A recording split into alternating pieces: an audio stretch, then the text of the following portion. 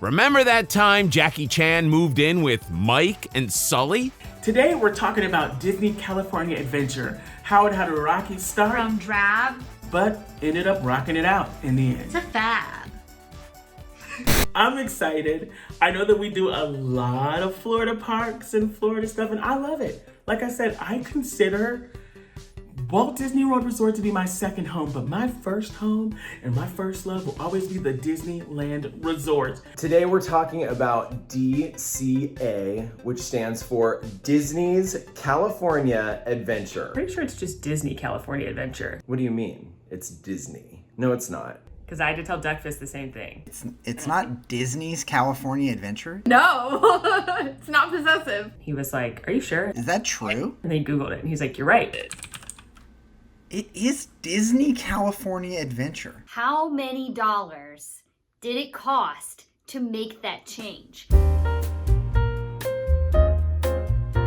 She was built literally in the parking lot of Disneyland. It was built to increase the trip. When people would go to Disneyland, it was only considered a 1 or 2 day vacation spot. And so in an effort to keep people there and increase their time vacationing at Disneyland, they made Disney California Adventure. Disney California Adventure opened in 2001. That means that it is the 20th anniversary this year of Disney California Adventure, and that's pretty exciting. It's cool whenever there's a big Disney anniversary, but it's definitely had some changes that it's gone through as the newest domestic Disney park. I'll always have a soft spot for the OG California Adventure, albeit it was like, whoa, some of the stuff was just kind of like, oh. There was a lot of hype for DCA. Obviously, very exciting. Disneyland's been flying solo out there for so long, we're gonna get like double Disneyland. You know, we'd heard a lot of different things about what the park was going to be. For years, they were talking about Westcott, and I remember being a kid hearing about Westcott. Which we've talked about in a different episode of RTT, so go watch that one. It's really funny.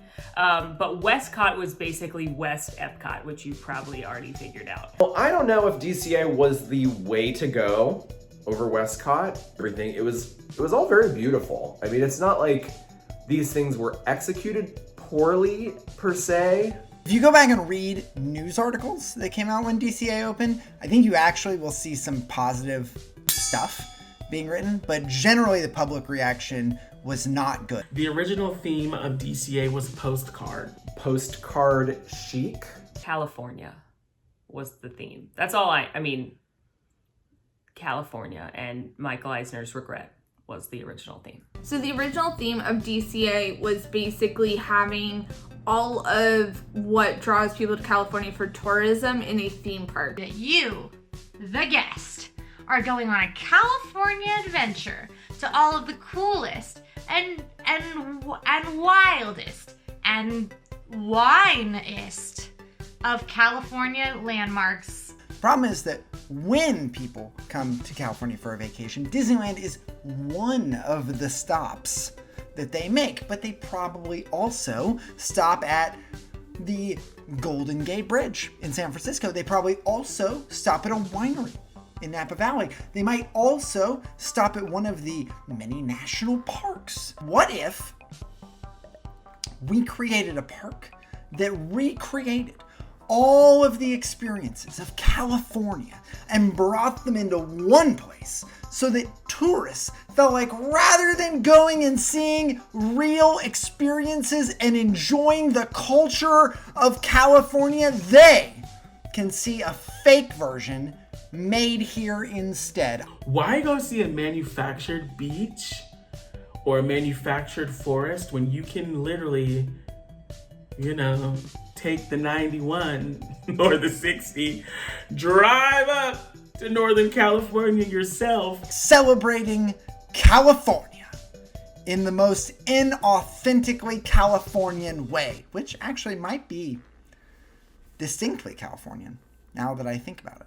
I think the biggest problem is everybody that goes to that theme park is from that state.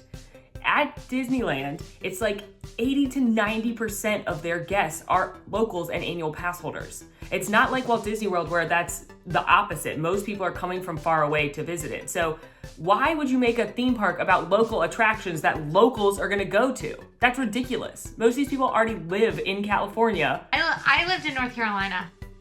Does anything sound less fun than a North Carolina theme park? Yeah, one thing. A North Carolina theme park in North Carolina.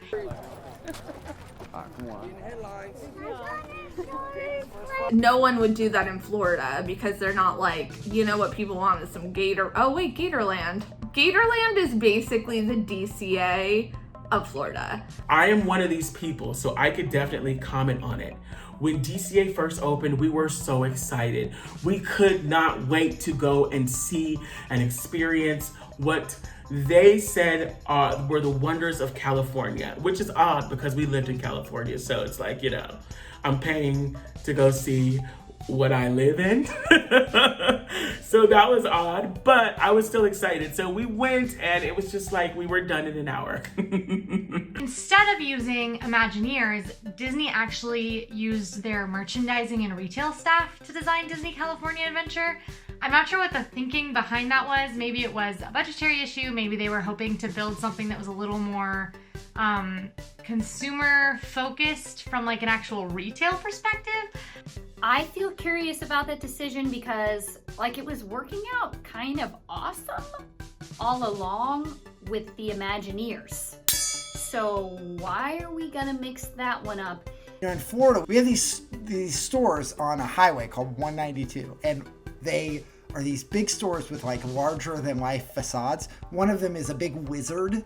I think if you've ever been to any beach ever, you've seen these stores, and they all have the same thing: airbrush t-shirts and beach towels, inappropriate sayings on shot glasses, postcards with some generic picture of the beach that probably wasn't even taken where you are. When I think of DCA, I think of that wizard store on 192, just calling to you from the side of the highway saying, come get your generic goods. I am dressed up like a wizard, but really I'm fake and don't have anything of value within my heart and soul. I am just an effort to make cheap cash from tourists that really wish they could go to theme parks, but instead they come to the wizard, right? That's DCA. People are smart. Look, we know, us Disney fans, we know when you spend time to make something great, we know. We know that Main Street was constructed from an actual place, and Walt wanted to put the sights and the smells and the very texture of Americana on that Main Street. And we know that when we walked into California Adventure, we were walking in a cheesy postcard.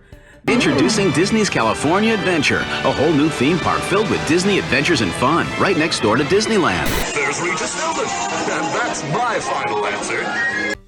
Well, clearly the worst part was Superstar Limo. I mean, I don't know. I don't actually know if that was the worst part.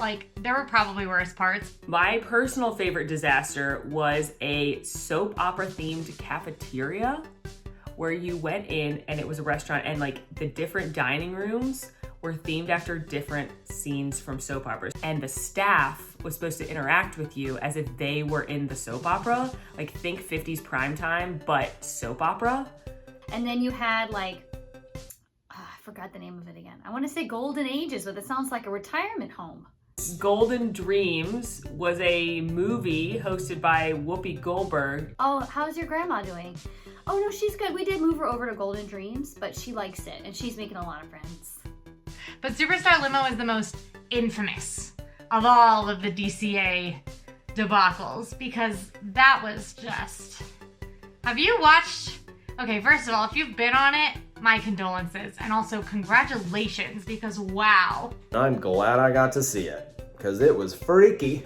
If you like freaky things, kids, you would love Superstar Limo. If you want to see grotesque caricatures of your least favorite celebrities in crude animatronic form... How about a map to your house, Drew Carey? It's my life's biggest regret. I think I said that about a different attraction in another ride that I think I said it about Kitchen Cabaret, but I think my life's biggest regret is actually not riding Superstar Limo. The idea initially was that it was going to be a thrill ride. And it was going to be that Michael Eisner, who was going to be in the attraction, because of course he was. I think this is the beginning of a beautiful theme park. Was telling you big star, that you had to get to the movie premiere without the paparazzi catching you. Oh gosh, then it gets bad. So this is the same time as when Princess Diana tragically dies in a car accident. And it feels incredibly distasteful to make a thrill ride where you're being chased by paparazzi because of the events of Princess Diana's death. So what you'd think they would have done is just scrapped the whole thing. But that is not what they did. And so they completely changed the ride. They're going to make it a slow-moving ride through Hollywood. They fill this thing with just generic California nonsense. The not so great things about Rock and Roller Coaster and the not so great things about the Great Movie Ride put together. So like you don't get the really fun roller coaster part or like the fun story and theming of the Great Movie Ride. You get those sort of like sad, trashy parts of being in Hollywood, like the agent who calls you collect in your ride vehicle to tell you to hurry up. Swifty here, babe. Welcome to Hollywood. Superstar Limo closed after not even a year of being opened. And they didn't have anything in that building. Like, it was that bad that Disney, instead of being like, we're gonna announce a re-theme, or we're gonna refurbish this, we're gonna fix this, instead of even, they just closed it. Because not riding Superstar Limo was better. Like, riding one less attraction was better than riding Superstar Limo. So Superstar Limo is now Monsters Inc. Mike and Sully's Great Escape. Escaping the Monsters Inc. with Mike and Sully. Something like that. It's got Mike and Sully in it. And it's a dark ride through the story of Monsters Inc. It is a great dark ride. I think it's super cute. I think the Scare Floor section with all the doors is great. I also have a lot of doors, as you've noticed, so I'm basically on a Scare Floor myself. You can see like there's some of the monsters in hazmat suits were the animatronics that were featured on Superstar Limo. You know, there's like Jackie Chan, like, woo, but like now Monsters Inc. guy. And all of these celebrities, Regis, Antonio Banderas, all these celebrities, they're still there. They're just covered up. Definitely check out the freaky animatronics that were repurposed, because that's, you know, a weird and interesting touch. Congratulations, kid. They love your movie. You are a superstar.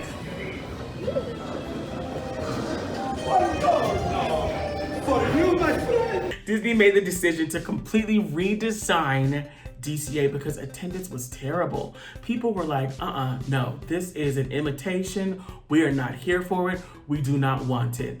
The current theme of DCA is kind of hodgepodgey, which I don't mind. I think a lot of the modern Disney parks are getting real hodgepodgey. Kind of veers a little more towards what Hollywood Studios is, where it does take you inside of some of the movies. It still has those California vibes, those California undertones. You can sense it there. Which I assume is like drinking sparkling water and longboarding. That's about what my understanding of what people in California do. Duck Fist, RJ. Look at them. They probably both drink sparkling water and longboard. DCA has just turned into this really epic and fun park. And there are so many different experiences that you can experience when you go in there. It's a great park now. I really enjoyed it. I haven't been for several years, but I enjoyed the kind of mix of great attractions, some attractions I'd never been on because they don't have them anywhere else. But then it still does have really good food. And I think that's the point, is when you only have food and drinks and shops, it doesn't work. But when you have great attractions and food and drinks and shops, it works great. I have never been to Disney California Adventure. However, I do know what my favorite land is, and it's Cars Land. Oh, Cars Land. No question. Cars Land is incredible. I think sometimes people feel like it gets overhyped. I really don't think it's overhyped. I think it's just stunning, especially at night. There's nowhere I'd rather be in Disney California Adventure than Cars Land at Night. And the theming's so cool. It literally looks like you're just in the middle of Route 66 and Rascal Flatts are there. And they sound like Morgan. Because, I don't know, you guys probably won't believe me, but Morgan sounds exactly like Rascal Flatts when she sings. Life is a highway. I'm gonna drive it all night long. The whole band, even the instruments. Life is a highway. Does it just keep going over and over? It's miraculous, honestly. I think the best ride in DCA is the Cars ride, which is Radiator Springs Racers, I believe is the title of that. That's legit. You have a combination of like the best part of dark rides that have animatronics in them and like the super cool new kind where like their faces are digital and move. And then you also have essentially Test Track. I mean, it seems unfair because clearly the correct answer here for what is currently open is Radiator Springs Racers. Right now, I think it changes. My favorite of those right now is the Incredicoaster. What an amazing ride that is. Let's just say for a moment, I've never seen a roller coaster, and it is a roller coaster. It's a true roller coaster that tells a story. What an amazing change. They use these tunnels throughout the ride to include characters from The Incredibles and tell this wonderful story of chasing Jack and trying to catch him, and he's making chaos. I've never seen anything like it. It's so good. Because I like Mickey's Fun Wheel, even though it truly is the most terrifying experience I've ever had on a Disney attraction. The swinging cars are an actual nightmare. Like, you think, oh my gosh, it's just a little Ferris wheel, it'll be fine. Those cars swing at a speed much faster than you think they're going to, and they're like, and it is very scary. I love Mickey's Fun Wheel, and I genuinely would love to get on Mickey's Fun Wheel with the entire RTT cast swinging. But I actually kind of like it. But it's like there's video of me just like screaming my head off on there. Because I feel like that would be the content that everyone deserves to see. Dun dun dun dun dun dun dun dun dun dun dun dun dun dun. That's the Avengers theme song, if you couldn't tell. Avengers Assemble! Coming soon is Avengers Campus, and it is going to be so cool. It was originally supposed to open in July, but because of the reopening getting pushed back, we've been told it will open this year. So Avengers Campus is basically going to be taking you into the Marvel Universe. Get those bugs out of here and get some superheroes in here.